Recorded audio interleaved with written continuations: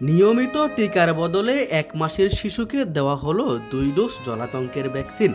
চাঞ্চল্যকর এই ঘটনাটি ঘটেছে টাঙ্গাইলের ভুয়াপুর উপজেলা স্বাস্থ্য কমপ্লেক্সে, যেখানে জীবন রক্ষাকারী টিকার পরিবর্তে ভুল ভ্যাকসিনে এখন নিস্তেজ হয়ে পড়েছে ছোট্ট শিশু ফাতেহা।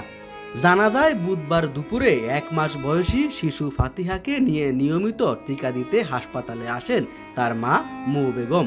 সেখানে দায়িত্ব পালন করার কথা ছিল স্বাস্থ্য পরিদর্শক নুরুল ইসলামের, কিন্তু অভিযোগ উঠেছে তিনি উপস্থিত না থেকে পিআরএলে থাকা সাবেক স্বাস্থ্য পরিদর্শক কাইয়ুমকে দিয়ে টিকা দেওয়ানোর ব্যবস্থা করেন। আর তখনই ঘটে সেই মর্মান্তিক ভুল। কাইয়ুম শিশুটিকে নিয়মিত টিকার বদলে দিয়ে বসেন ২ ডোজ রেবিস বা জলাতঙ্কের ভ্যাকসিন। ভুলের বিষয়টি বুঝতে পেরে পরিবারের সদস্যরা প্রতিবাদ করলে অভিযুক্ত কাইয়ুম উল্টা তাদের সাথে অত্যন্ত খারাপ ব্যবহার করে বলে অভিযোগ স্বজনদের। বর্তমানে শিশুটি শারীরিকভাবে দুর্বল হয়ে নিস্তেজ হয়ে পড়েছে, যা নিয়ে চরম উৎকণ্ঠায় দিন কাটছে পুরো পরিবারের। বিষয়টি নিয়ে অভিযুক্ত স্বাস্থ্য পরিদর্শক কাইয়ুম নিজের ভুল স্বীকার করে দুঃখ প্রকাশ করেন। অন্যদিকে উপজেলা স্বাস্থ্য ও পরিবার পরিকল্পনা কর্মকর্তা ডাক্তার লুৎফুর রহমান আজাদ এটি একটি অনাকাঙ্ক্ষিত ভুল হিসেবে বর্ণনা করেছেন।